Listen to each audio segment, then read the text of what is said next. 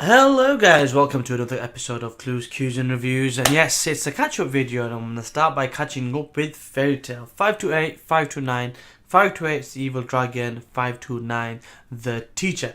Before getting into that, I want to talk about this beard. I really talked about it. I don't know how long I want to grow it. What I want to do is just have a beard like this. And I don't know if I could keep one without looking like a complete hillbilly, but if I can keep one like this, I can be like Mr. Fuji from back in the day wrestling. I think it would be kind of cool. Or in current wrestling terms, Bray Wyatt. We'll see.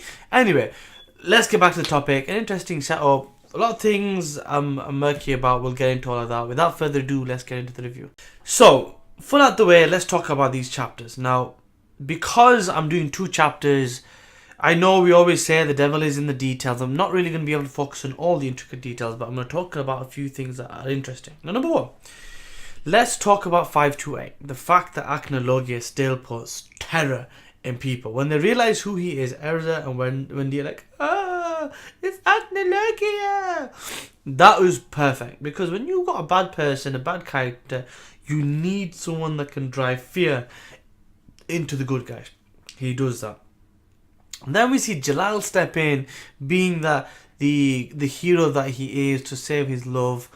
And he pulled out some good moves. Palladius, this 9 shining thunder stars or something, and Grand Chariot. He pulls out the big spells, and they do nothing to Acnologia. He literally eats them.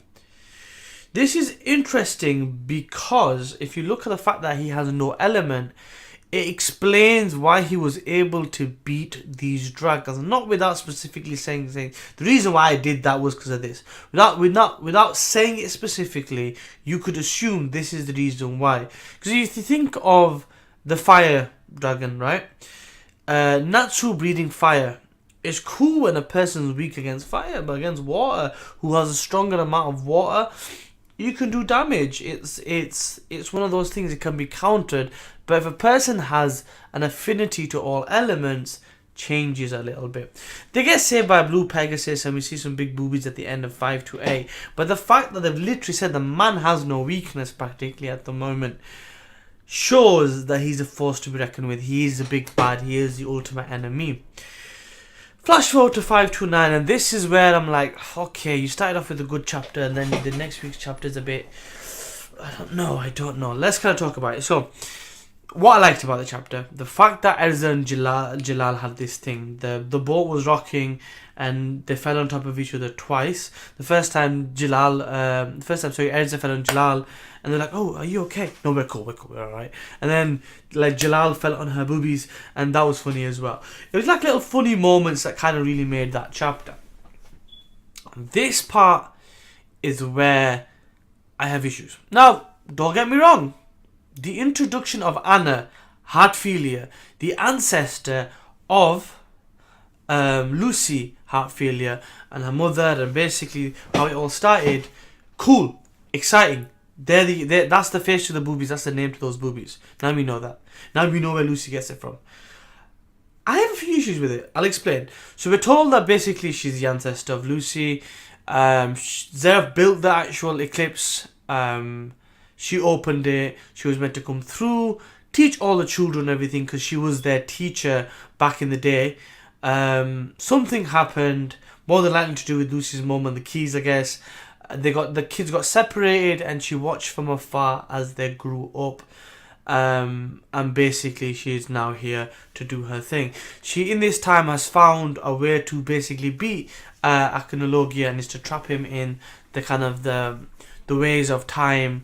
And basically go from there. So they don't really explain it, but basically saying kind of you trap him in the ravines of time. Maybe if you open the door of Eclipse, let him in and close the door. That's probably what they're banging on about. Issues with that. Like, these are the issues. Number one. Basically, Anna Heartfilia, the ancestor, came through. Which basically meant, in order for all these people to be here, as in like Lucy's mother, and everybody else in between, she had to have had a child that she left behind. I mean, if you think about the whole time paradox, even though she's traveled 400 years, time still went on in those 400 years.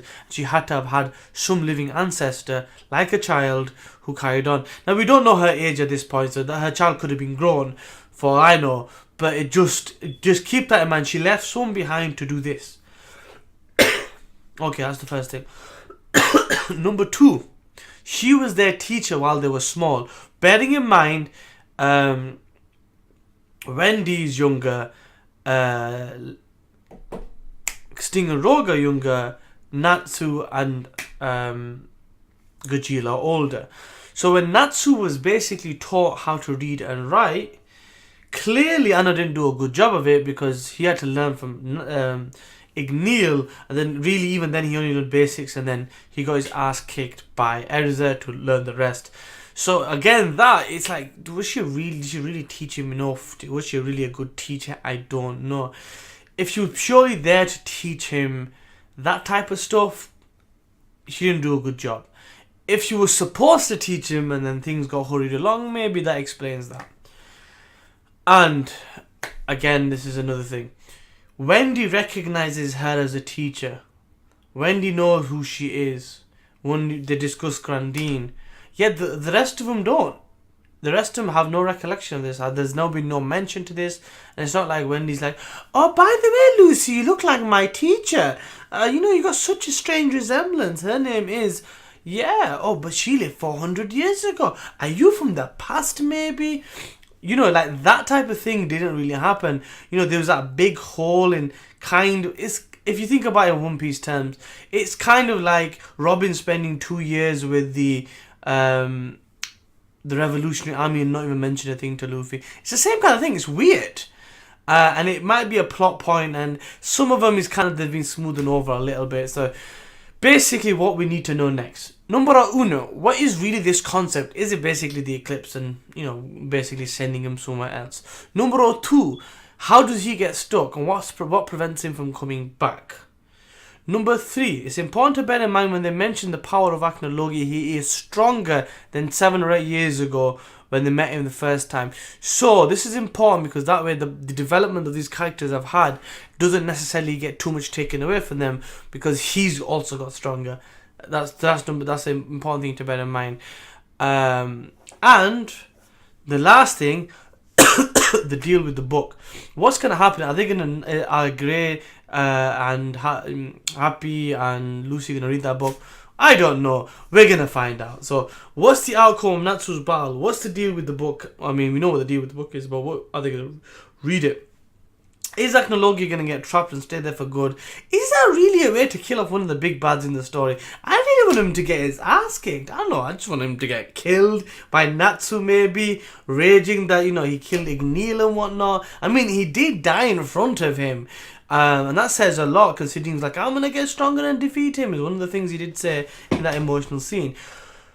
In any case, we'll have to wait and see. But that is 528, 529. My thoughts, not the longest of reviews, not the most detailed, but bear with me. Like, comment, share, subscribe. If you have subscribed, make sure you tick the notification so you know as and when I'm releasing these videos. Because, as you know by now, scheduling isn't the most important. Well, it is important, but I'm not very good at it. Yeah, that. Anyway, next time, see ya. Peace. Bye.